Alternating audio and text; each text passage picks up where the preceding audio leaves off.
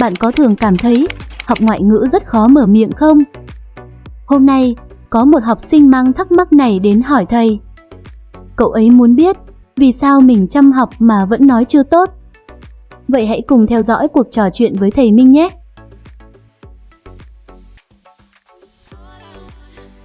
Chào, thầy Minh. Em nghe nói thầy là chuyên gia về học ngôn ngữ. Chào em, đúng vậy, thầy đã dạy và nghiên cứu hơn 20 năm rồi. Em muốn hỏi thật lòng, vì sao em học hoài mà nói vẫn dở?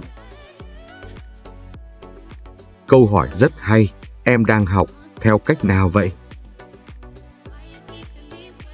Em học từ vựng, ngữ pháp, rồi dịch câu sang tiếng Việt.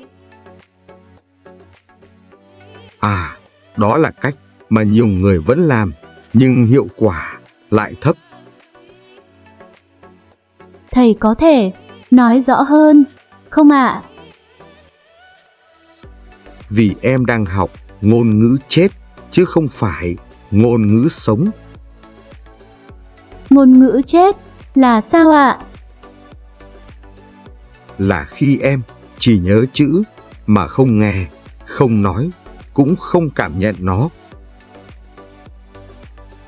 Vậy phải làm sao để học ngôn ngữ sống ạ? Em phải học bằng tai, bằng miệng, chứ không chỉ bằng mắt. Ý thầy là luyện nghe và nói nhiều hơn, đúng không ạ? Đúng rồi, và đặc biệt là dùng phương pháp shadowing, luyện nói theo. Em có nghe nói qua, nhưng chưa biết làm thế nào cho đúng. Rất đơn giản, em chọn một đoạn audio ngắn, nghe kỹ, rồi lặp lại, đồng thời. Đồng thời, nghĩa là nói cùng lúc với người bản ngữ. Đúng vậy, không cần hiểu hết nghĩa, chỉ cần bắt chước âm và nhịp. Như vậy, có giúp phát âm tốt hơn không ạ? Cực kỳ tốt, não sẽ tự điều chỉnh khẩu hình và ngữ điệu theo mẫu. Em nên làm mỗi ngày không ạ? Đúng rồi, 10 đến 15 phút mỗi ngày là đủ, đều đặn, còn hơn học nhiều. Vậy còn từ vựng thì học thế nào ạ? Đừng học từng từ riêng lẻ, hãy học cụm từ và câu hoàn chỉnh. Vì sao phải học theo câu ạ? Vì câu là đơn vị tự nhiên của ngôn ngữ, não ghi nhớ theo mẫu câu. Như tôi đang học tiếng Trung, thay vì chỉ nhớ mỗi chữ học. Chính xác, khi em nhớ câu, em biết cách dùng từ trong ngữ cảnh. Vậy, em nên viết lại câu nhiều lần, phải không ạ?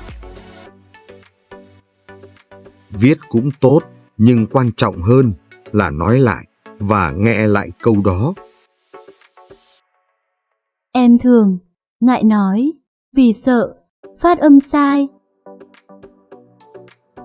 Ai học ngôn ngữ cũng sai, lúc ban đầu phải sai mới tiến bộ. Thầy có cách nào giúp em mở miệng nhiều hơn không ạ? Có chứ, em hãy thử nói một mình về việc mình làm mỗi ngày.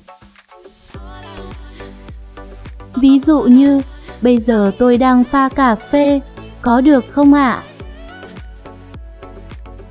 Đúng rồi, cứ nói to lên để chính mình nghe được giọng của mình.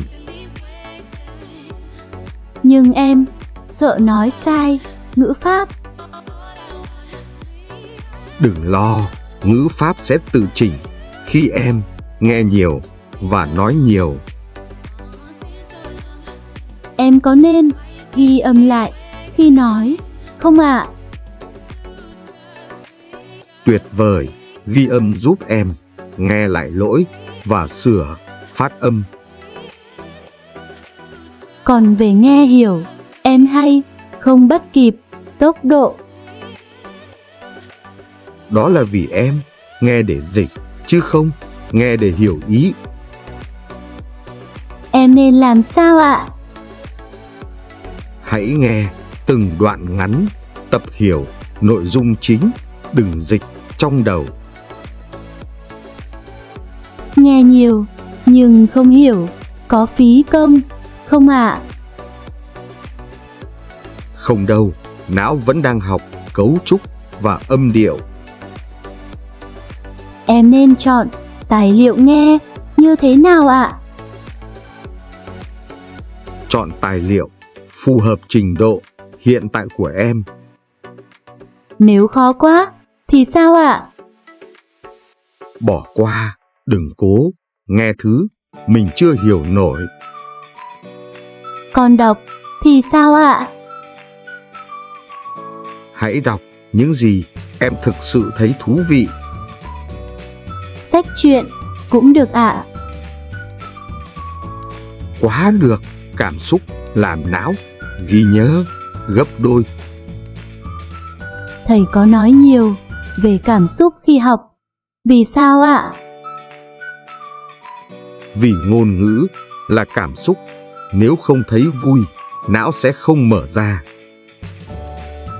Em thấy học mà vui thì dễ vào đầu hơn thật.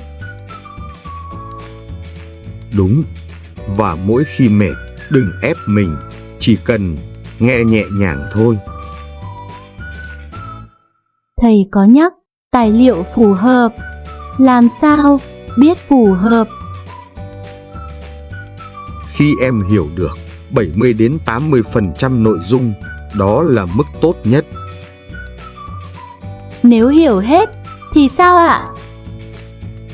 Thì nó quá dễ, không giúp em tiến bộ.